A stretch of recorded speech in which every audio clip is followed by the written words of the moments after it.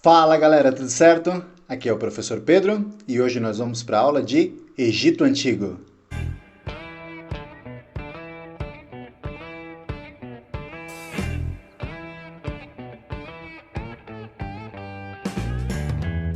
Antes de iniciar o vídeo, já vai deixando seu like aí. Quando falamos em Egito Antigo, três imagens vêm à nossa cabeça: as pirâmides, o impressionante deserto e o grandioso rio Nilo.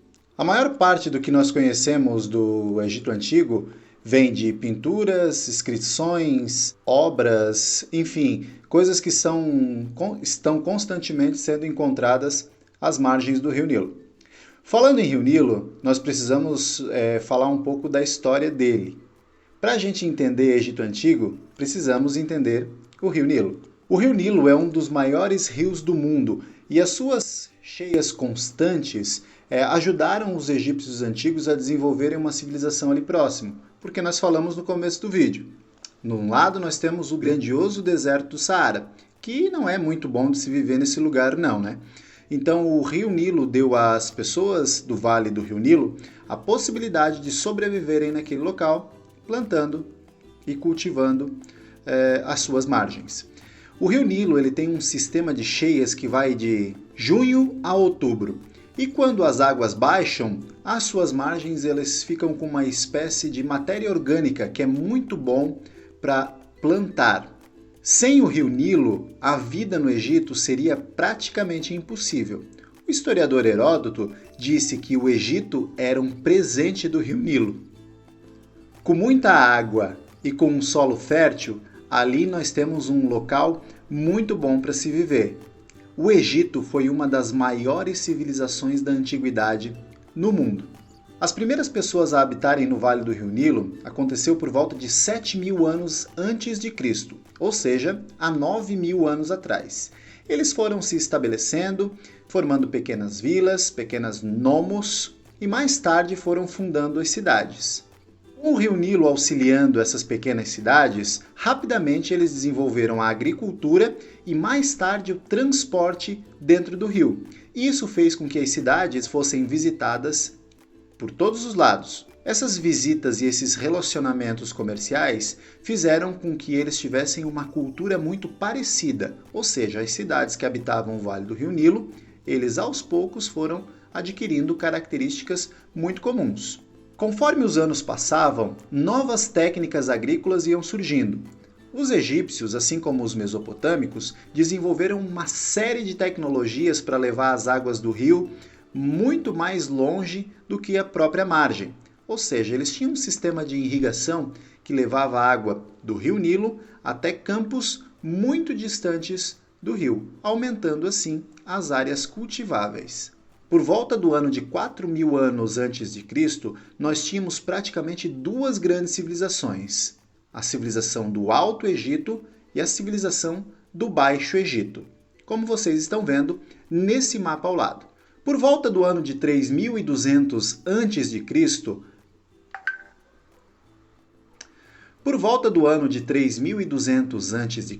o faraó Menes unificou o Alto e o Baixo Egito. Agora, o Egito se tornava um império gigantesco. Com uma política forte e centralizada e com uma sociedade crescendo rapidamente, a economia egípcia ela foi crescendo cada vez mais. A sua base econômica era a agricultura, mas eles também se destacavam pelo comércio, o artesanato e outras atividades que na época eram comuns. Com a sociedade aumentando cada vez mais e o poder do faraó se tornando cada vez mais forte, era necessário um sistema eficiente de escrita. Os egípcios desenvolveram uma escrita chamada hieróglifo. Esse hieróglifo ele era escrito em uma planta chamada papiro. Eles não tinham papel na época. O papiro era uma planta parecida com um bambu. E à medida que eles iam trabalhando e abrindo esse papiro, iam escrevendo sobre ele, formando assim as suas frases. A sociedade egípcia não era tão complexa. Lá no topo nós tínhamos o faraó e a sua família. O faraó era considerado um ser divino. Portanto, ele não poderia ser questionado de nenhuma decisão, já que a vontade do faraó era a vontade de Deus, ou dos seus deuses, como nós veremos mais à frente. Por ser um deus vivo, o faraó tinha um poder teocrático, ou seja, tudo girava ao seu redor. Abaixo dele, tinham outros funcionários que auxiliavam a comandar o Egito Antigo. Para vocês terem ideia, tudo que estava dentro do Egito era responsabilidade do faraó. Porém, ele contava com a ajuda de diversos outros grupos que nós veremos agora. Dentro da classe dos privilegiados, nós temos os nobres e os sacerdotes. Essas pessoas elas eram ligadas ou à administração do reino, e os sacerdotes também eram ligados à religião. Abaixo deles nós temos os soldados. Esses soldados eram encarregados da proteção do reino e de conquistar novas terras também. Em tempos de paz, esses soldados eles acabavam tendo que trabalhar construindo obras públicas, mas na verdade eles eram os encarregados de construírem, eles não metiam a mão na massa de fato. Ainda na classe dos privilegiados, nós temos os escribas. O que o escriba sabia fazer mesmo? Sim, ele sabia escrever. Isso era muito importante, porque saber escrever no Egito Antigo garantia que você fosse uma pessoa privilegiada. Por saber escrever, você tinha um emprego garantido dentro da administração do faraó. E aí, tá gostando da aula? No final nós temos algumas curiosidades sobre o Egito Antigo, hein?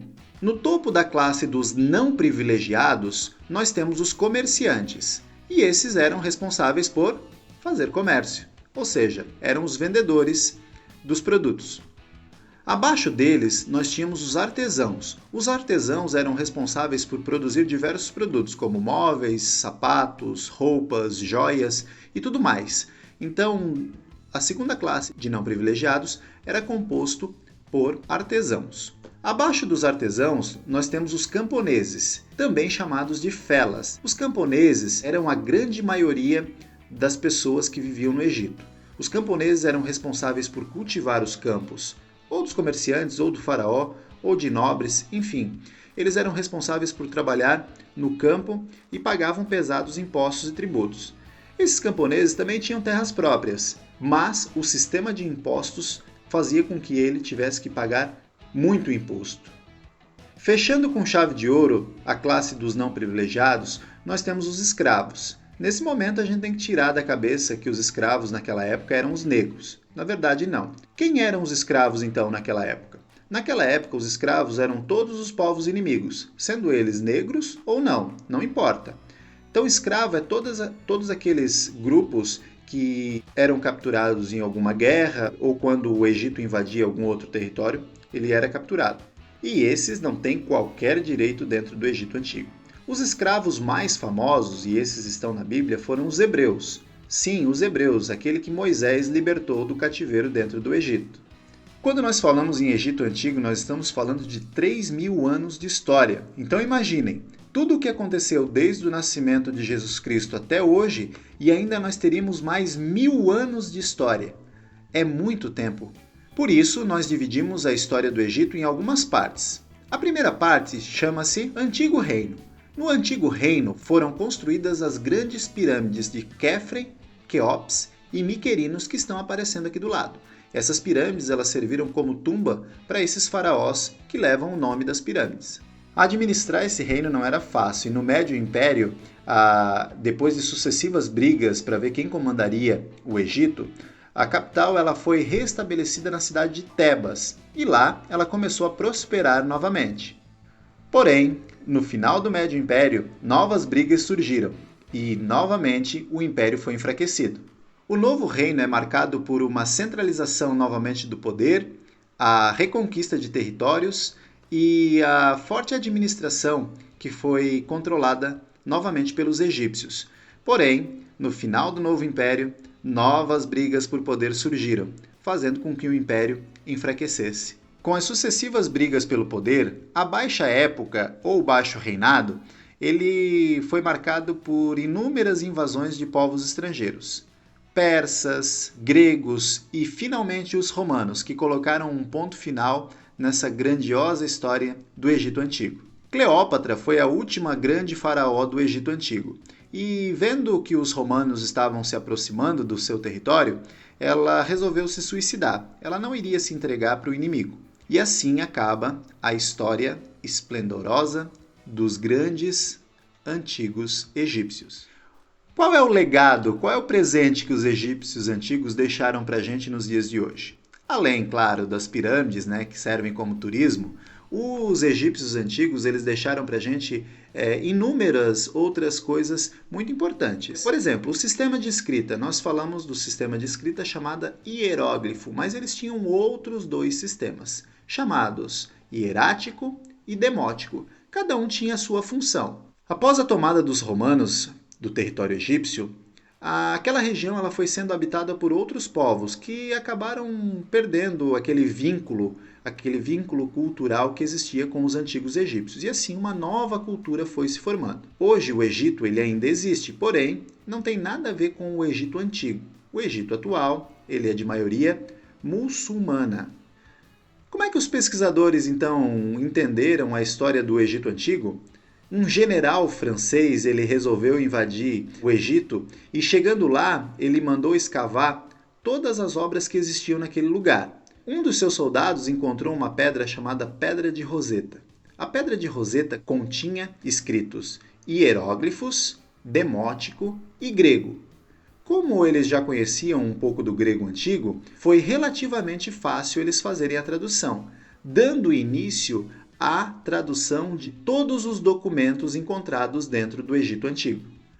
A religião egípcia é muito legal. Quando a gente fala em civilizações antigas, quase todas elas eram politeístas, ou seja, quase todas elas acreditavam em vários deuses. Poli, vários, teísta, Deus, ou seja, assim como os mesopotâmicos, assim como os fenícios e outras civilizações que nós vamos estudar mais para frente, os egípcios antigos acreditavam em vários deuses.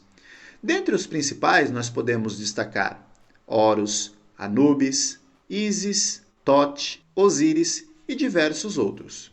Dentro da religião ainda, nós podemos dizer que os egípcios eram antropozoomórficos. O que significa isso?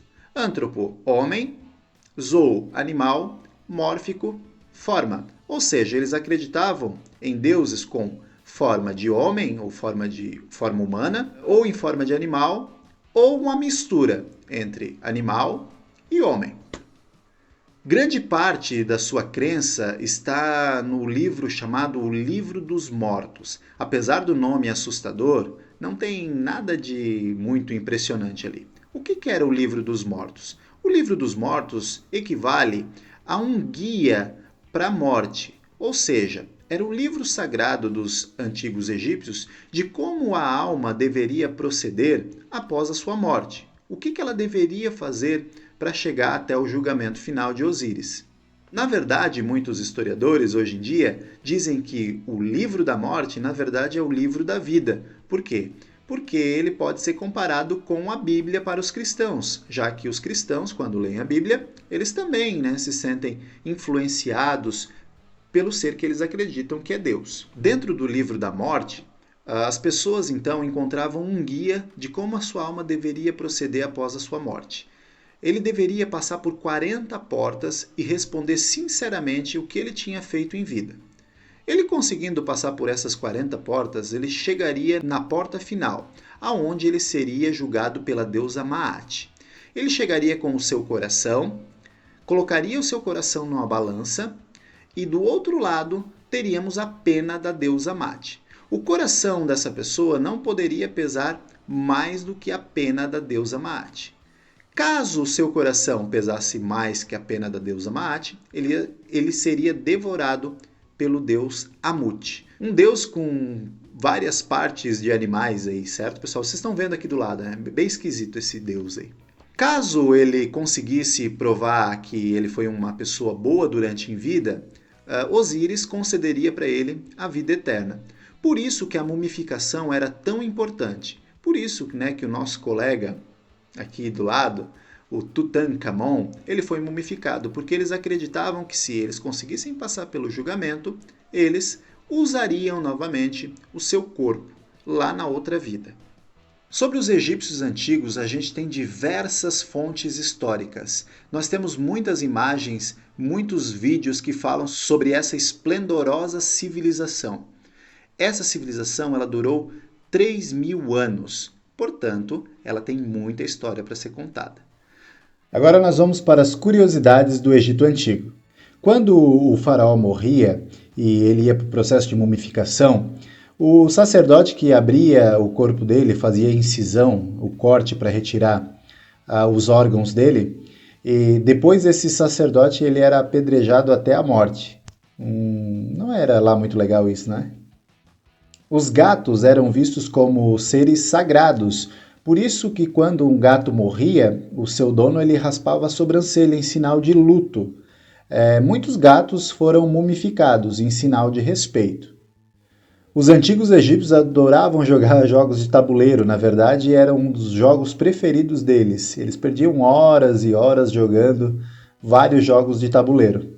A cerveja era uma bebida muito apreciada dentro do Egito Antigo, por isso a cerveja também era uma bebida sagrada.